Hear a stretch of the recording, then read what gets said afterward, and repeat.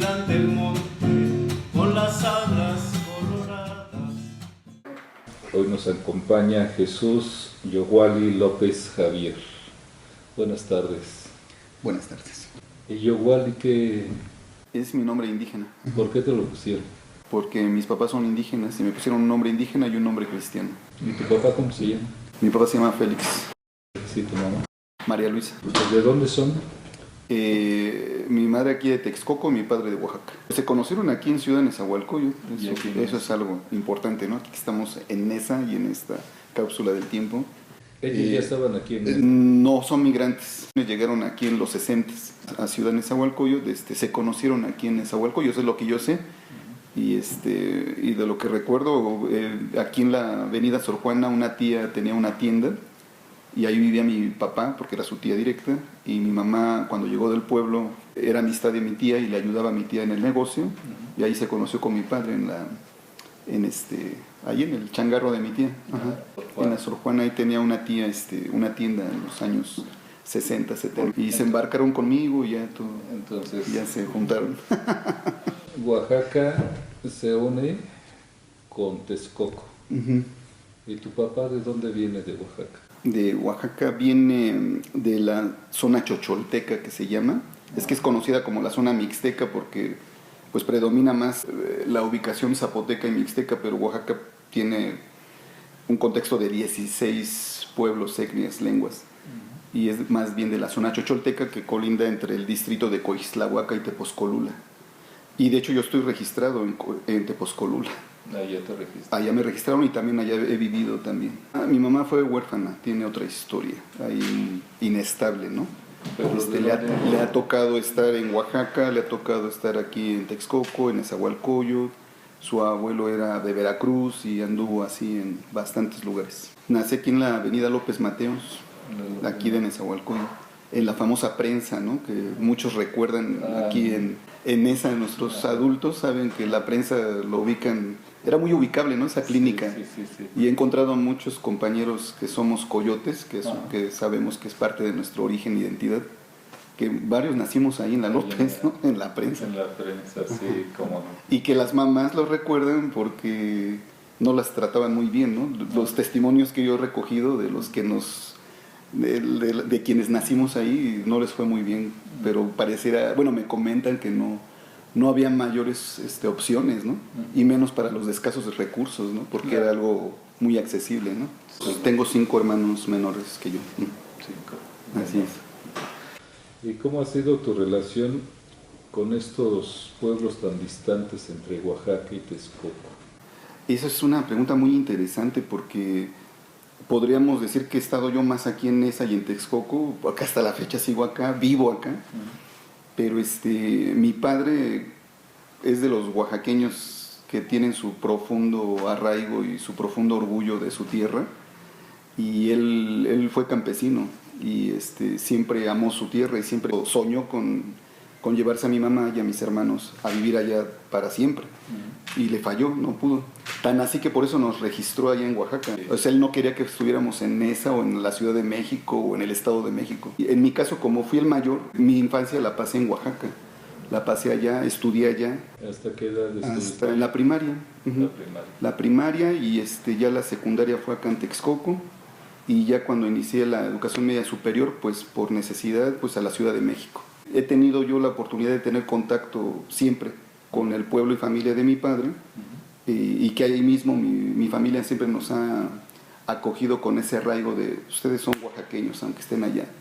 Y lo mismo acá en el Estado de México, ¿no? Ustedes son del pueblo, pero al final de cuentas nuestra identidad es que somos de pueblo. Somos de un pueblo, nuestra gente es campesina en nuestros pueblos, y por necesidad de la migración, pues aquí somos urbanos y aquí mi familia son comerciantes, ¿no? De cómo pudieron subsistir. Y pues sí, y entonces sí me ha tocado tener mucho arraigo hasta la fecha, ¿no? Entonces, por ejemplo, de Oaxaca es sabido aquí en Nezahualcóyotl cómo pues traemos nuestras propias formas de convivencia y de organización social política, ¿no? Entonces aquí tenemos nuestros comités, tenemos hasta la fecha, ¿no? Entonces eso lo vivimos, los que tenemos un arraigo fuerte con nuestros pueblos, lo vivimos de toda la vida. Aunque ahorita no tenga yo 2 años de no ir, pero lo sigo viviendo aquí con mi familia o con nuestras formas de organización o de que nos estamos organizando o que hay esta necesidad o etcétera. Entonces, de una otra forma, hay ese vínculo, ¿no? Yo creo que cuando uno debilita su identidad es porque pues, hay un distanciamiento o hay elementos que te alejan, ¿no? Pero eso es algo curioso, que los que somos migrantes, porque tengo claro que mi familia son migrantes, pareciera que entre más lejos nos vamos, lejos de alejarnos, luego nuestras mismas núcleos de origen, nuestra misma identidad nos cobija, ¿no? Nos amarra. ¿Dónde la estudiaste la prepa? En el CCH Oriente de la universidad, de la UNAM, porque soñé con estar en la UNAM y por eso regresé a la Ciudad de México, en CEU. ¿Qué estudiaste? Filosofía, la licenciatura en filosofía. ¿Y por qué filosofía y no médico o maestro como muchos? ¿Por qué filosofía? Y le diste al clavo porque de niño y hasta de adolescente sí tenía la ilusión de... Mi papá es súper, como oaxaqueño, es magonista. O sea, él, a Benito Juárez y a Ricardo Flores Magón, así en mi familia o nuestra historia, son importantes esos personajes. Y entonces lo comento porque mi papá influía conmigo en decir, pues ojalá puedas estudiar Derecho como Benito Juárez, ¿no? O que seas chingón como Ricardo Flores Magón. Y se te va pegando esa ilusión, ¿no? Entonces yo sí quería ser abogado. Y aparte que mis tíos me cotorreaban, el abogado, ¿no? Y mi mamá, como es con mi abuela, son muy arraigadas a la medicina tradicional. Ahí estaba la influencia pues, si estudias, pues está muy bien la medicina, ¿no? Entonces, de origen yo quería estudiar medicina, efectivamente, o derecho. Pero justamente mis papás pertenecen a consejos indígenas. ¿Y de qué han dado con ellos en su militancia, en lo que ellos han participado de toda la vida? Yo crecí con ellos en muchas problemáticas que ellos han sido activos en sus pueblos. Platícanos dos. Yo creo que recuerdo más cuando lo acompañé a ver a mi abuelo casi muerto, ¿no? Y yo no entendía de niño por qué estaba casi muerto, ¿no? Pensé que estaba enfermo, o lo habían intentado asesinar, ¿no? Y yo como niño fue la primera vez que se presentaba ese tema de por qué a alguien lo violentan, ¿no? Y lo matan, ¿no? O en este caso se salvó, no lo mataron. Lo tengo muy marcado porque fue cuando yo me enteré que éramos indígenas, ¿no? Ahí te dijeron, eres aparte. Ajá, tu abuelo es indígena, ustedes son indígenas, y hay estas broncas, y por andar metidos en ese asunto tienen ese problema, ¿no? ¿Nos puedes platicar más o menos qué era el asunto? De niño en esa época, tenía yo como unos 8 años, más o menos, 7, 8 años. El consejo indígena el que existe allá en nuestro pueblo, tengo un tío, es un personaje allá, la región se llama Teófilo Soriano Rivera, y él ya estaba al frente de bienes comunales, y en bienes comunales había una disputa de cerca de 100 años de límites de tierra, y de hecho al que habían amenazado era mi tío, no a otros. Es un tío abuelo, es de la generación de mi abuelo. Estamos hablando de disputas en los años 50, ¿no? Odón Madariaga, que estaba también, y que es un personaje de Oaxaca, estaba Odón Madariaga, estaba Teófilo Soriano Rivera, que es mi tío, y en esa disputa tan fuerte, ¿no? de tierras, pues había habido mucha violencia, de enfrentamientos entre los mismos del pueblo, y en esas disputas fuertes, pues mi abuelo salió afectado. Lo acompañé a mi padre pues a todos esos asuntos, ¿no? O sea, vi a mi padre sufrir por primera vez, ¿no? O sea, de ver a su padre mal, ¿no? A los 8 años. A los 8 años. Y de ahí, como yo era el mayor, a mí me tocó todo eso, porque a mis hermanos no les tocó eso, ¿no? O sea, mis hermanos menores vivieron otras etapas, otras circunstancias, y yo por ser el hijo mayor, pues siempre andaba yo con mi padre o con mi madre, siempre para todo. A partir de ahí, para mí ya fue común más problemáticas, más relaciones, más acciones. Por ejemplo, a esa edad es cuando ya tengo conciencia de los plantones, de las marchas, ¿no? de todo eso y incluso desde ahí yo me acuerdo de Nesa, ¿no? De cuando veníamos acá y de los que estaban aquí pues en juntas, en reuniones, en comités. Mi madre igual en lo mismo a su papá lo asesinaron, ¿no? Lo asesinaron de 17 años, o sea, él era un jovencito, pero lo que me cuentan de mi abuelo, del padre de mi madre, no era, o sea, era un personaje muy querido, ¿no? Era músico y era, pues digámosle, político, ¿no? Pero él corrió con la situación de que él sí lo asesinaron. Y mi madre, pues hasta la fecha sé que es algo que le ha dolido toda su vida, ¿no? Que la dejaron sin padre, porque su padre era un soñador, ¿no? Que soñaba con que fuera un pueblo más bonito, ¿no? Como dice ella. Y pues por eso mis padres siempre han andado convencidos, ¿no? De siempre apoyar cualquier cuestión, ¿no? Son muy valientes, ¿no? Algo que le admiro a mis padres es que ellos no le tienen miedo a la muerte, ¿no? Son muy rígidos, muy serios. ¿Nos pudieras platicar cómo es esta situación de repente me doy cuenta que soy indígena? Porque te lo hacen saber, ¿no? O sea, te lo hacen... Por ejemplo, cuando yo estudié en Oaxaca, no había problema. O sea, todos éramos iguales, por así decirlo. Porque pues aparte el estudiar en Oaxaca o en Chiapas o las zonas rurales, campesinas como les llaman, pues es otro tipo de ambiente, no es el mismo ambiente que se puede vivir en la urbanidad o en los municipios cercanos a la Ciudad de México, en fin, son otros ambientes. Entonces tan solo en Oaxaca, pues la mayoría, pues obviamente teníamos la semejanza de que sus padres también trabajaban en el campo. No había lo que llaman diferencia de estatus social o eso, ¿no? Y aparte pues todos éramos morenos, todos hablábamos español, sí, pero también la lengua de nuestros papás, ¿no? Y era algo común, era algo normal. Pero por ejemplo yo me acuerdo cuando ya entraron aquí en la Ciudad de México, o aquí en Texcoco o Nezahualcóyotl, yo me acuerdo mucho en los años 80 aquí en Nezahualcóyotl, los que éramos de Oaxaca éramos señalados de manera directa así como oaxacos, ¿no? Y era algo gacho, ¿no? De que eras un pinche indio, o sea, era sinónimo de indio. Y eso te lo hacían saber los que se sentían en un estatus superior, ¿no?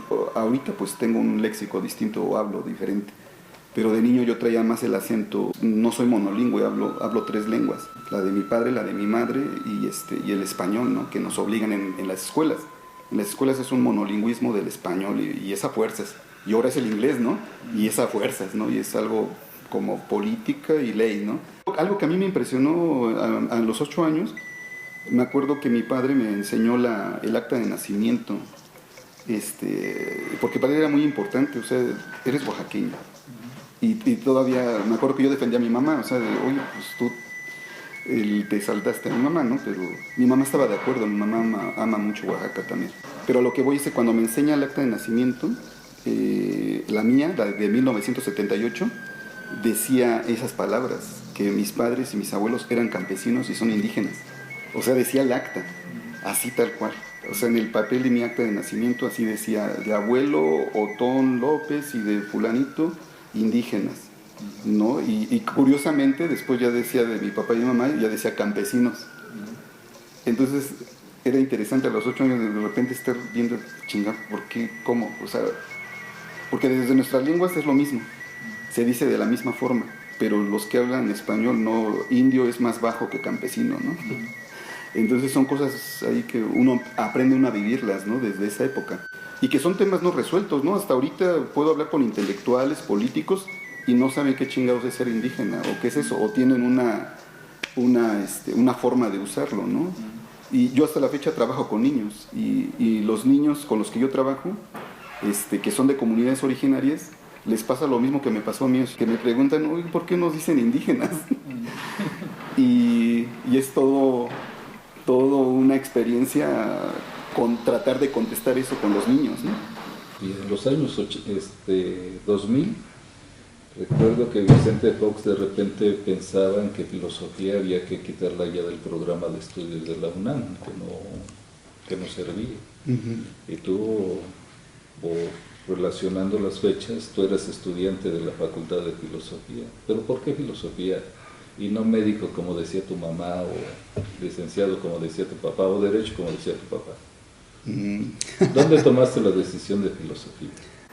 Pues en los años 90, que estaba yo aquí en Nesa, conocí al Centro Educativo Cultural y de Organización Social SECOS, a este centro cultural, y pues para mí fue un espacio muy, muy importante en mi vida. Y me encantó ese espacio aquí en Nesa porque era un lugar de encuentro, ¿no? Donde habíamos, compartíamos pues ahí de estar conviviendo con compañeros músicos, compañeros de teatro, con compañeros que amaban la cultura, que a esa edad de tener 16, 17 años y estaba en el CCH, en la prepa, pues la música, el teatro, compartiendo diferentes temas, en fin, de una u otra forma en ese espacio me vinculó pues a que me inclinara yo hacia porque también vi lo de música, lo de teatro, en fin. Y aparte en el CCH tuve un maestro muy importante para mí también, se llama Pablo. Le decían el Pablotas, que es muy famoso y muchos lo odian, muchos lo quieren, otros no. Pero a mí en lo personal fue una influencia maravillosa, ¿no? Fue un ser fantástico, un ser mágico. Y dije, wow, no conocía yo este asunto de la filosofía y es maravilloso. Y luego ahí en Secos tuve la fortuna de conocer a Marcos Avendaño, y Marcos Avendaño, que hacía teatro, él fue como un hermano mayor que quise mucho, respeté mucho, que me enseñó mucho, y hacíamos teatro y hacíamos música y hacíamos muchas locuras. Pero entre las locuras de que nos echábamos un café o nos amanecíamos en su casa o que hubo una amistad muy fuerte, pues filosofábamos, ¿no? Leíamos y indagábamos. Y es que Marcos era oaxaqueño, pues también eso nos unía bastante, porque él también migró, o sea, sus papás eran de allá, etcétera, y nos unía esa otra parte que solo nosotros podíamos entender de cómo nos habían arrancado de otros lados, en fin. Entonces ahí me relacioné mucho con el teatro, con la filosofía, y cuando me tocó tomar la decisión con la UNAM de escoger carrera, escogí teatro, escogí literatura dramática y teatro. De repente dije, conocí esta locura del teatro, pues voy a estudiar esto. Y a la mera hora, cuando salieron los resultados, y puse en segunda opción a filosofía. O sea, si yo no hubiera conocido a Secos y al teatro, yo hubiera agarrado filosofía en primera opción. Pero pues me pasó este proceso, esta experiencia, y a la hora de definir primera opción, literatura dramática y teatro, segunda opción, filosofía. Y de ahí decidió la universidad por mí, porque cuando salen los resultados no me dieron la primera opción, que era literatura dramática y teatro, me dieron la segunda, cosa que no me conflictó, me dio mucho gusto, y dije, pues entonces mi destino está de plano allí. Así es. Cuando se enteran a tu papá y tu mamá de que ibas a estudiar filosofía, ¿qué te dijeron? Eso fue un proceso bien bonito, porque a ellos sí les gustaba, ¿no? Porque a diferencia de otros compañeros que vivimos la experiencia de estudiar esa carrera, pues era común que dijeran que sus casas decían, pues, ¿qué es eso, no? Al menos que fueran hijos de familias donde sus padres fueran profesionistas, ¿no? Pero aunque fueran profesionistas también los cuestionaban. Y en mi caso no fue así, ¿no? O sea, fue algo interesante porque yo recuerdo mucho que tuve una amistad de la familia que era muy religiosa. Mi familia también es muy religiosa. Y ella influyó bastante porque felicitó a mis papás porque yo estaba en filosofía. Y a mí me impresionó mucho eso, porque uno pensaría que de una religiosa, pues ¿cómo? ¿No? Y ella decía que en esa carrera realmente hablábamos de Dios, ¿no? Y que era maravilloso pues eso. Y entendí después la sabiduría de esa señora grande, porque efectivamente, o sea, era una disciplina donde pues a eso nos preparábamos, ¿no? La palabra de Dios. Exactamente, estoy hablando del origen, existencia y demás, ¿no? ¿De qué tema versó tu tesis para terminar la carrera?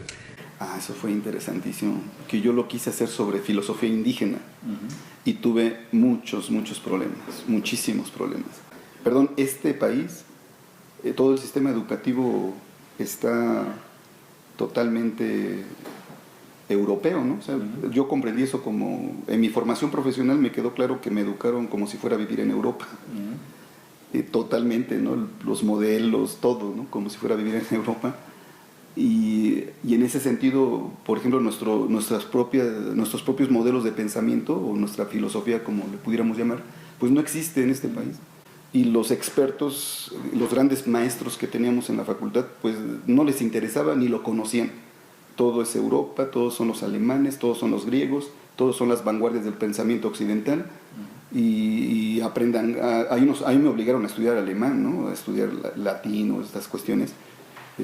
O hasta en música, ¿no? Entonces, como si, no, pues estudia alemán, ¿no? En fin. Entonces tuve muchos problemas porque en realidad no había especialistas que pudieran apoyarme o acompañar una tesis de este carácter de filosofía indígena. Y luché mucho tiempo por hacerlo, pero los problemas se hacían más grandes. Hasta que tuve cambio de asesor 3 veces, hasta que una maestra, una doctora me dijo que ya no siguiera yo desperdiciando mi tiempo, pues, porque no iba a poder lograr nunca hacer lo que yo quería. Entonces dice, mira, donde sí podemos salvar para que ya te titules y ya salgas de aquí, hazlo sobre política y multiculturalismo indígena. Y así fue mi tesis.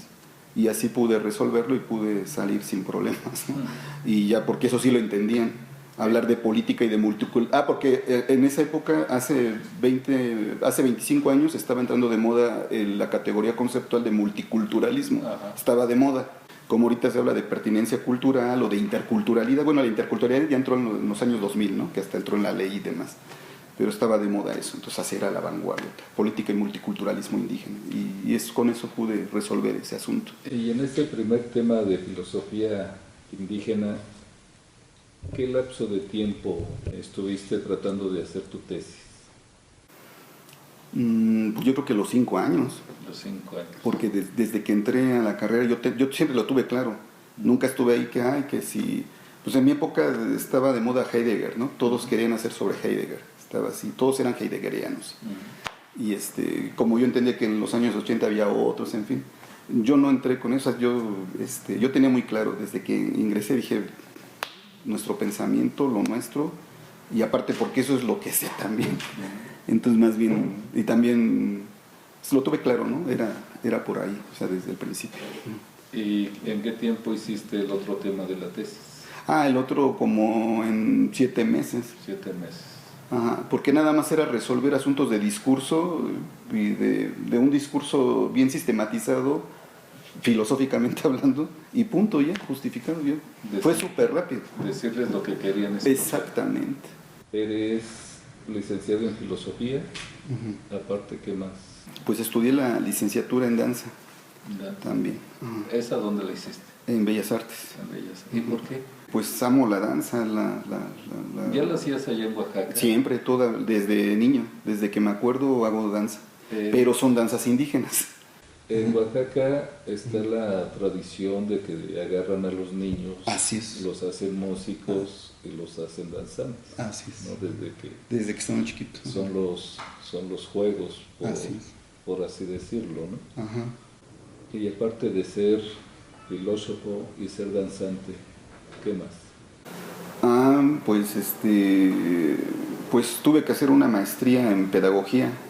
Porque como por azares del destino siempre me ha tocado estar en asuntos educativos y siempre me estaban jodiendo pero si no eres pedagogo, si no eres no sé qué, y ya un día dije, bueno, creo que me va a servir bastante el asunto de la pedagogía, y hice una maestría en pedagogía. Bueno, me emociona porque cuando hice la maestría yo ya trabajaba en la UNAM. Y en la UNAM no quise hacer la maestría en pedagogía en la UNAM, ni lo quise hacer en la Pedagógica Nacional, ni lo quise hacer en la UAM, ni ninguna de las escuelas de la Ciudad de México, porque para mí era lo mismo, de siempre. Te pedían inglés, tu proyecto de investigación, y la pedagogía, pues la clásica que hay, en fin. Y yo no quería eso, dije, no, pues no voy a... Sí, bastante me salvé de no quedar colonizado en esta actualidad. Entonces descubrí una maestría en una universidad indígena de Puebla. Y gracias a que me casé con una poblana de la Sierra Norte y conocí proyectos educativos de nivel superior que estaban haciendo indígenas allá, y descubrí universidades indígenas, y descubrí una universidad indígena que tenía una maestría en pedagogía, y me llenó todas mis expectativas, porque era algo nuevo de lo que yo soñaba, y dije, wow, aquí lo tienen hecho, algo que yo he soñado y aquí existe. ¿Y cuál era el tema de la maestría? Se llamaba Maestría Pedagogía en el medio rural indígena, ¿no? Bueno, pero ya como ahí metió la nariz Dussel y intelectuales de ese nivel. De hecho nos tocó todavía trabajar con Dussel un poquito. Le llamaban pedagogía del sujeto, así, pedagogía del sujeto, pero era el disfraz para los trámites académicos y políticos y demás, pero lo que trabajábamos pues íbamos en la línea, ¿no?, de pedagogía en desarrollo educativo en el medio rural indígena. Esa era la realidad. La hice del 2011 al 2015. Ajá. Bueno, ahorita estoy en el doctorado. Ajá. ¿Y qué versa el doctorado? Igual en pedagogía. Pedagogía. Ajá. ¿En qué tema? Es una modalidad que igual es ahí con estos sistemas de universidades indígenas, y igual es en pedagogía del sujeto. Allí sigue ese mismo... Sí, esa misma línea. Ajá. Pero abrimos una vertiente que le llamamos comunalidad, y la comunalidad es como una forma de filosofía nuestra de Mesoamérica moderna. Ajá. Que justamente hicieron oaxaqueños y está ahorita en Puebla. En este año 2021 que se cumplen los 500 años de la caída de México Tenochtitlan, ¿tú qué dices? ¿Fue conquista? ¿Fue unión de dos mundos? ¿Qué cosa fue lo que pasó hace 500 años? Una guerra, ¿no? Y una invasión totalmente, ¿no? Eso como indígena lo tengo claro, ¿no? Como indígena tengo claro que nuestras tierras fueron invadidas, destruidas, saqueadas, y fue una guerra, ¿no?, que no ha terminado.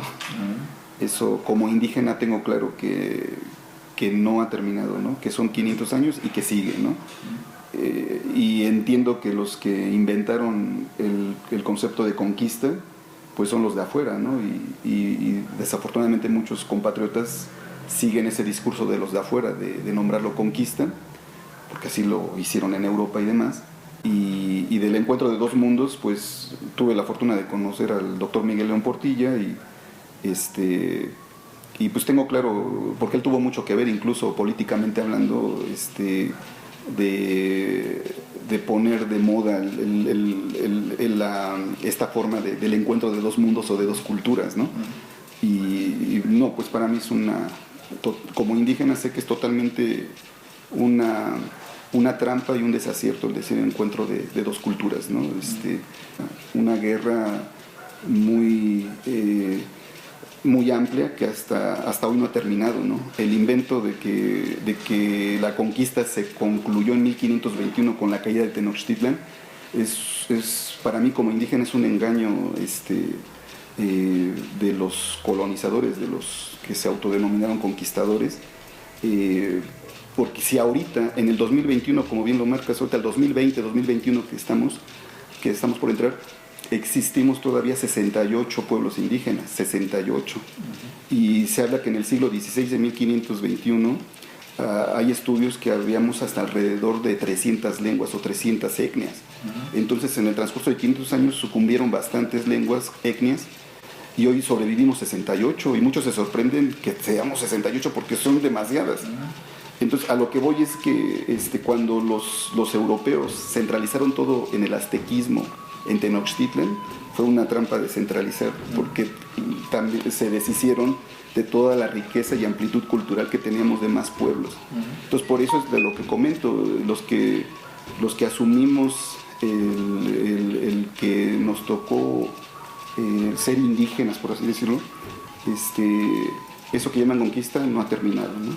No ha terminado, y hasta hoy en el 2020 sigue el proceso, que eso que llaman conquista sigue, ¿no? O sea, todos nuestros gobiernos desde hace 500 años han sido gobiernos colonialistas, hasta ahorita que el actual presidente que está, pues presume de ser distinto, ¿no? De no seguir esos gobiernos colonialistas, neoliberales y demás, hoy que le llaman así. Por la caída de México Tenochtitlan. ¿Habrá algo que festejar? Pues los que se asumen como mestizos, los que se asumen como el México actual, o sea, porque son los que han tenido el poder y dirigen esos discursos, pues a lo mejor ellos celebrarán. Y los que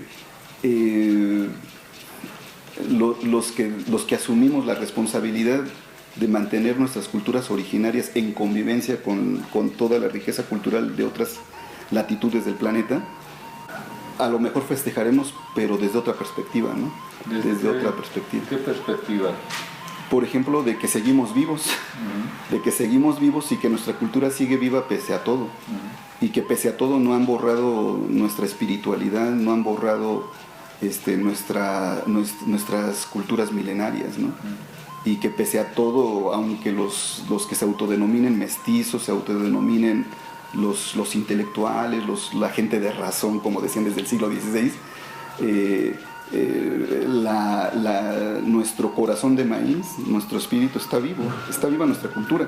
¿Qué podemos festejar? Que nuestro país es una potencia cultural, que no seremos una potencia económico-militar como Estados Unidos o los demás países ya autodenominados del primer mundo, pero algo que tengo claro como indígena es que nuestra patria, nuestro país, es una potencia cultural milenaria. Y eso hay que seguirlo festejando, no acaban con nosotros, ya es vamos a entrar en el 2021 y allí estamos. ¿Qué me pudieras comentar de lo que fue el Ejército Zapatista de Liberación Nacional, el EZLN? Hay mucho que comentar. Yo creo que voy a recuperar las palabras de nuestros abuelos que todavía vivían y que muchos de ellos ya murieron, pero que les tocó vivir, así le llamamos nosotros, el levantamiento armado de los hermanos mayas, de los que nos llaman indígenas, a los que nos tocó vivirlo, ¿no? Es que, perdón, me acordé mucho de algo que me parece importante o que quiero compartir. Actualmente doy clases en la Universidad Autónoma de Chapingo. Los estudiantes que tenemos, un criterio principal que lo hace diferente de cualquier universidad del país, es que tienen que ser hablantes de su lengua y que tienen que provenir de regiones rurales, campesinas e indígenas, porque se les otorgan becas, etc. Pero ¿por qué lo comento? Porque tengo muchos estudiantes de Chiapas, obviamente, ¿no? De Oaxaca, de Chiapas, y los estudiantes que tengo son chavos de entre 18 y 24 años. O sea, ya no les tocó vivir el levantamiento de su tierra, y traen otra visión bien interesante. Ellos y son originarios de los pueblos donde estuvieron los chingadazos, pues. Y es algo bien interesante porque pareciera que la Ciudad de México y los intelectuales o los de izquierda o de derecha o de lo que sea tienen otras perspectivas, obviamente. Pero, por ejemplo, los pueblos en las generaciones de antes o los que les tocó el 94 o las nuevas generaciones, hay un proceso bien interesante. El levantamiento armado de los hermanos mayas, como decían nuestros abuelos, yo lo escuché en el 94 porque nuestros abuelos, estoy hablando por abuelos, entiéndase, nuestras autoridades, ¿no? Y autoridades morales, que eso es algo muy importante en nuestros pueblos, ¿no?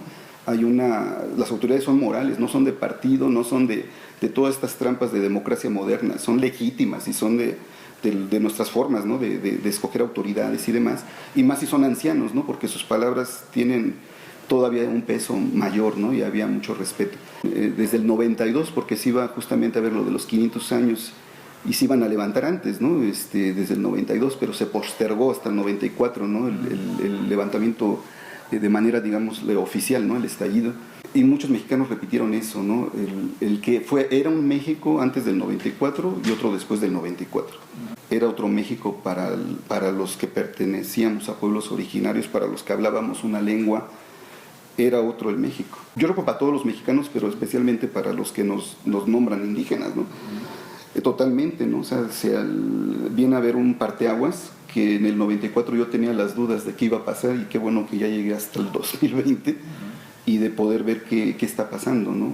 De una u otra forma influyó mucho en nuestro país y en nuestra historia para darle esperanza de que continúe en nuestro pueblo, nuestras culturas, ¿no? Fue un parteaguas, ¿no? En todo lo que conlleva al derecho y cultura indígena, a todo lo que tiene de que este México colonialista, moderno y neoliberal sí reconociera a la de a fuerzas, porque fue la de a fuerzas y tuvo que haber sangre, que reconociera a la de a fuerzas, pues todo, pues que no solo era el español, sino había 68 lenguas más, que no solo eran los mestizos de las grandes ciudades, sino había el llamado México profundo y todo, que estaba vivo, que no era soñar con el penacho de Moctezuma y de hace 500 años, la caída de Tenochtitlan, sino que la población, los millones de mexicanos que estamos, hay una diversidad cultural tremenda y que se tenía que hacer para que el país avance con la inclusión de toda esta gama tan amplia, ¿no? Entonces fue fundamental, ¿no? El 94, porque sí cambia el país, ¿no? O sea, cambia el país en esa forma.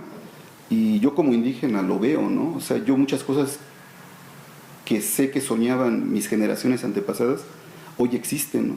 Hoy existen y ya pasaron 26 años. Por ejemplo, voy a poner un ejemplo. Me invitaron a la Universidad Intercultural Veracruzana en una maestría de lengua y cultura náhuatl, a dar una conferencia en lengua náhuatl.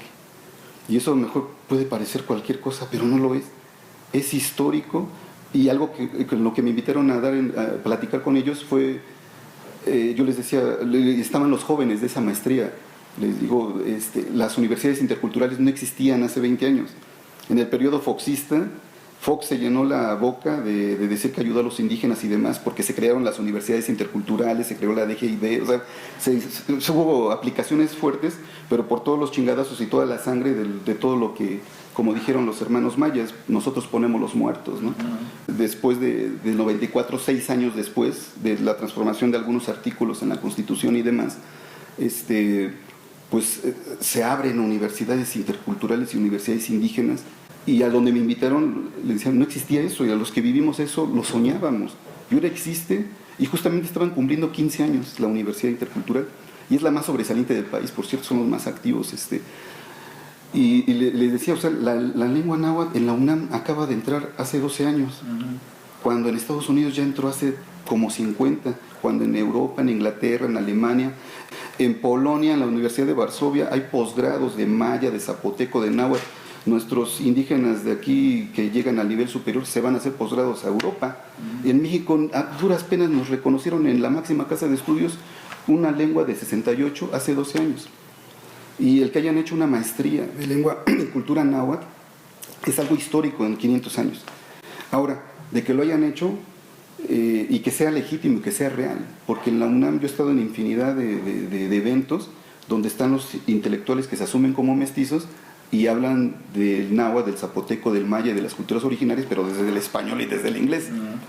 Entonces era totalmente otro momento histórico, ¿no? Yo hacía así énfasis, porque todo fue en el idioma, ¿no? Y todos los que integran esa maestría, todos la dominan. Entonces fue algo histórico, ¿no? A eso me refiero, de que ya son cosas que no hubiéramos imaginado hace mucho. 7 cosas que tú pudieras decir, mira, aquí está esto, han pasado 500 años y sigue igual, ¿no? Se sigue trascendiendo, se sigue cultivando, se sigue desarrollando. En este ir y venir en todas estas actividades que has tenido. Hay aspectos, hay elementos que sobreviven y están ahorita, pero que sí han sido, obviamente, se han modificado, ¿no? Se han resignificado. Pero sin embargo se mantiene una parte importante, ¿no? de ese elemento cultural, ¿no? Me acordé hace 3 días que andaba en un pueblo de Texcoco, vi a un abuelito en la mañana, fue en la madrugada y sale el sol y se persina, Y fue maravilloso verlo hace 3 días porque si lo ve un mestizo que se asume mestizo o lo ve alguien moderno, en fin, diría, pues pobre señor indígena campesino, está colonizado o está evangelizado y ya hizo presente ahí a Cristo Rey en todo eso. Y lo verían así. Pero yo que lo veo desde el otro lado, él no se persinó en la iglesia, ni en la capilla, ni ante Cristo, ni la Virgen. No. Se persinó hacia donde estaba saliendo el sol. Así es. Entonces, por ejemplo, eso es muy de nuestro modelo de pensamiento, de nuestra espiritualidad, de nuestra cultura, de nuestro modelo de Mesoamérica, como lo han nombrado. Y obviamente el abuelito sabe de Cristo y sabe de la Iglesia Católica. Pero también sabe otras cosas. Exactamente. Y viene de otras cosas. El famoso tequio, ¿no? Era parte de lo que se hablaba ahí. O sea, el tequio es milenario, ¿no? Es milenario y se sigue manteniendo y es hasta interesantísimo, ¿no? Que por más que le quieran influir las políticas modernas y todo lo que puede alterarlo, de quitarle su esencia, que es el bien común, se mantiene, ¿no? Pese a todas las perversiones que puede haber alrededor, perversiones económicas, políticas, el tequio se mantiene, ¿no? Ahí está, y que mantiene vivo nuestras formas de relación social en los pueblos, ¿no? En ese mismo tema, tiene unos días que un promotor cultural de la Ciudad de México, justamente fue una participación que tuve en una mesa en la UNAM en trabajo social, y justamente un maestro de la Facultad de Filosofía, que es promotor cultural, me preguntó directamente a mí, dice, tú que eres indígena, dice, ¿qué opinas de que el gobierno actual le retiró apoyos a las ONGs y asociaciones civiles y organizaciones culturales, ¿no? Y dije, bueno, ¿qué tiene que ver eso? Pero bueno, lo preguntaba. Y yo dije, ¿le contestaré o no le contestaré? Y tuve que contestarle y decirle que como me lo preguntó como indígena y como representante, porque ahorita soy autoridad en mi pueblo, le decían, nos importa un bledo. Nos importa un bledo el gobierno, nos importa un bledo Obrador, o si fuera Peña Nieto o el que venga, nos vale en sombrilla. Digo, ¿por qué? Porque nosotros no estamos conociendo la austeridad ahorita. Nosotros la austeridad la conocemos desde siempre y tenemos otras formas de resolver los problemas. Entonces, digo, yo entiendo que en las grandes ciudades están con muchos problemas porque ya no tienen subsidios y economía, porque sin eso no se mueven. Pero en nuestras comunidades no nos movemos si es que nos mandan o no nos mandan los gobiernos. Digo, tenemos nuestras formas de relación y de subsistencia. Entonces, la verdad, digo, a nosotros no nos interesa. A lo mejor les interesará a los que tienen una dependencia de subsidios del gobierno y que solo así hacen cultura o solo así hacen actividades. En nuestros pueblos no tenemos otros sistemas, desde sistemas de compadrazgos hasta sistemas de autoridades, ¿no? Yo creo que la danza, la música, el teatro, desde nuestro modelo mexicano, no está separado. El occidentalismo, el eurocentrismo, tienen esa tradición cultural de que separan, porque son sus disciplinas de ellos. Pero en nuestras formas de ejercerlo en nuestros pueblos no es otra, está conjugado, es parte de. Entonces, lo que pueden ver en nuestros pueblos, de que sea danza, teatro, música, es parte de la vida del pueblo. Y es parte de la vida del pueblo en la relación de nosotros como seres humanos con la madre naturaleza, ¿no? Y en ese equilibrio, en ese diálogo. O sea, cuando nosotros hacemos danza, teatro y música en nuestros pueblos, no es para brillar en un escenario o con todos los criterios estéticos y demás de lo que hace el occidentalismo. No, los que somos danzantes o músicos en nuestros pueblos, está todo ligado, y justamente es en ese diálogo de nosotros como entes existentes, como personas, pero y con los seres superiores, porque así lo decimos, ¿no? Cuando lo traducimos al español, ese diálogo de respeto y de equilibrio. Y yo creo que para mí, ahorita en este momento, sería lo más importante que prevalece, porque estas formas que prevalecen hasta ahorita, pues permiten el respeto a la vida, el respeto a la naturaleza, lo que llaman ecología, biodiversidad. Yo creo que nuestros pueblos originarios son el mayor ejemplo en el mundo, de donde se está conservando el respeto por la vida y el planeta. Y eso sería muy importante transmitirlo, ¿no? Porque las modernidades, los modelos y las disciplinas modernas no tienen ya esa relación con la naturaleza, parecen entidades separadas y donde solamente están abasteciéndose de los recursos naturales en una barbarie, ¿no? De destrucción, ¿no? Entonces yo creo que eso sería muy importante, ¿no? Es más, por ejemplo, por eso me gustaría, todavía no tengo hijos, pero si tengo hijos, me gustaría que aprendiera náhuatl o chocholteco, porque en el mismo lenguaje está esa relación con el universo, con la madre naturaleza. Es que hoy los que hablan Castilla le dicen madre tierra, ¿no? Y nos obligan a decirlo así. Pero nosotros que hablamos otras lenguas, es así, es la madre naturaleza, pues.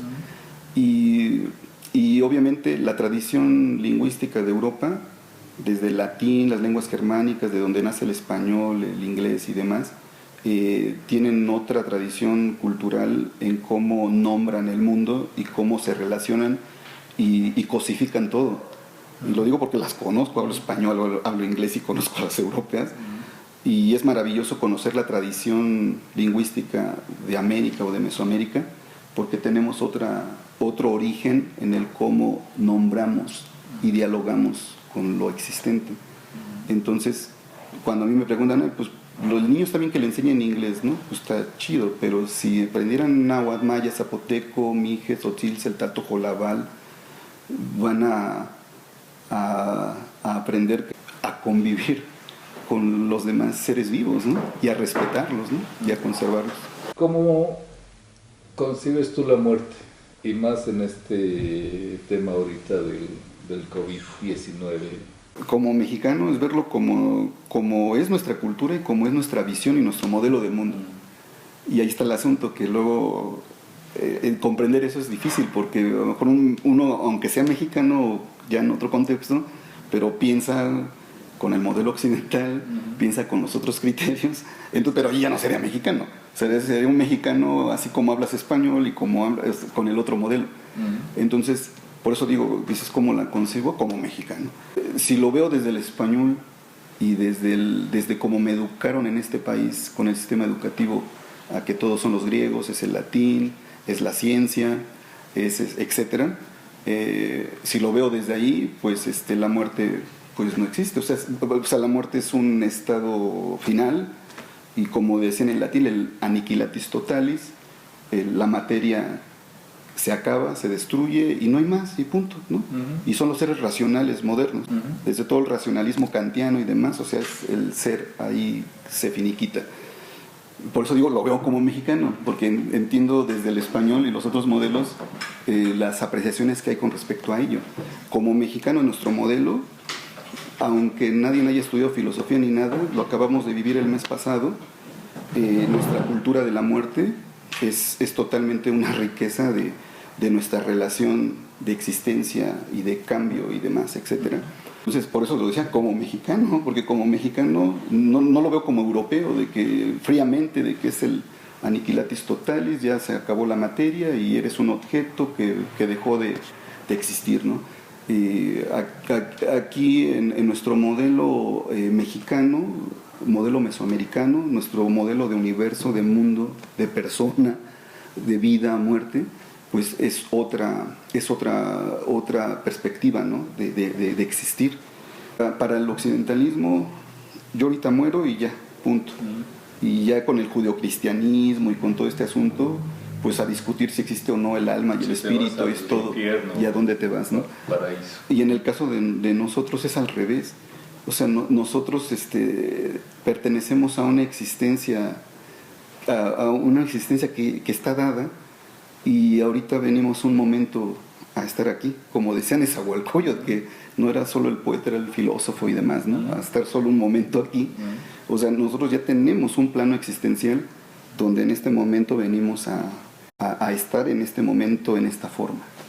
Y esta forma se va a acabar, pero seguimos estando. Ajá. Y tan así que ahorita regresaron nuestros ancestros el 2 de noviembre, ¿no? Y hay varias formas, varios porque así es nuestra cultura, es nuestro modelo de universo, de mundo, de vida, de muerte, ¿no? Si se pudiera hacer vigente la frase que está ahí en el Museo de Antropología, que dice que mientras el mundo permanezca no desaparecerá ni la fama ni la gloria de México Tenochtitlan. Pues sí, ¿no? Pero es que, insisto, para mí todo el símbolo de Cuauhtémoc, de Moctezuma, de Hernán Cortés, o sea, para mí es la historia oficial, y es la historia oficial de los de Castilla, de los invasores, de los colonizadores. Y en esa construcción de nuestra historia oficial que hicieron los colonizadores, pareciera que nos han obligado a los mexicanos a depender de esos modelos, a depender de eso, cuando, repito, nuestra cultura, nuestra historia es muy amplia, ¿no? Por eso es que cuando un historiador quiere ver lo que había en el siglo XVI, XVII, no encuentra, se pierde, porque para ellos es solo la Nueva España, es solo el virreinato, y se pierden. Y el Archivo General de la Nación está lleno de miles y miles de documentos, y lo dijo León Portilla, lo dijo desde Ángel María Garibay, y lo siguen diciendo los grandes personajes de esa talla. Se crearon en el siglo XVI, XVII, XVIII miles de documentos que están en lenguas indígenas, por eso nadie los puede ver, porque nada más hablan español o castellano de hace 500 años. Y los que se han metido ahí han descubierto la historia oculta, ¿no? La historia olvidada, de que mientras, porque pues sí, ya nos conquistaron en 1521, ya cayó, nos dan esas frases bonitas y románticas, y de ahí esa idolatría desde hoy de sentirse descendientes de Cuauhtémoc, pero no de la señora que vende quesadillas y que es indígena ahorita, ¿no? Y de idolatrar ese México antiguo, de cómo lo resaltaron los propios colonizadores. Esa frase pues oye bien, ¿no? Pero son frases imperialistas, son frases del virreinato, son frases que obedecen a una tradición política europea. Hay muchísimas frases hermosas que no lo centralizan en el aztequismo, ¿no? A mí me convendría, yo hablo náhuatl, y a mí me convendría seguir pensando que yo soy descendiente de Moctezuma y de Cuauhtémoc, y pues sí, no acabará Tenochtitlan. A los tenochcas no los querían, ¿no? Llegaron ellos hasta el posclásico, en una migración, ¿no? Se establecieron, los corrieron, los aventaron hasta Huiculco, hasta que finalmente se pudieron establecer en lo que hoy es el Zócalo. Y de allí, por supuesto que fue una gran etnia, gran cultura. Yo que soy náhuatl, sé que no soy tenochca, porque mi herencia náhuatl es de Texcoco, y soy acolhua. Entonces muchos piensan que el aztequismo o lo tenochca es una herramienta que han utilizado los conquistadores desde el siglo XVI, donde han querido centralizar la historia y el modelo de historia. Entonces, por ejemplo, por eso esa frase pues es de las frases románticas que nos heredaron los mismos colonizadores, ¿no? Está bonita, pues sí, claro, está bonita, pero yo creo que habría que poner atención, ¿no?, en otros símbolos, símbolos más justos, ¿no?, que no centralicen. Porque algo bien hermoso de nuestra cultura mexicana es que la diversidad cultural que hoy dicen, la interculturalidad y el multiculturalismo, existía aquí antes que llegaran los europeos. Claro. Aquí en Teotihuacán era común escuchar que hablaran náhuatl, maya, zapoteco, totonaca. El multilingüismo era normal, la interculturalidad igual, era así, se convivía, en fin. Y hoy día no, o sea, con todo este proceso de colonización tenemos un monolingüismo y un monoculturalismo. Y en ese monolingüismo y monoculturalismo nos centramos en ese tipo de frases o en ese tipo de personajes. Y hay muchísimo más personajes, muchísimo más cosas, pero ahí está el reto para los mexicanos, que reconstruyamos nuestra historia, ¿no? O que aportemos más elementos, porque hay muchísimo más elementos, ¿no? ¿Con qué quisieras terminar esta plática?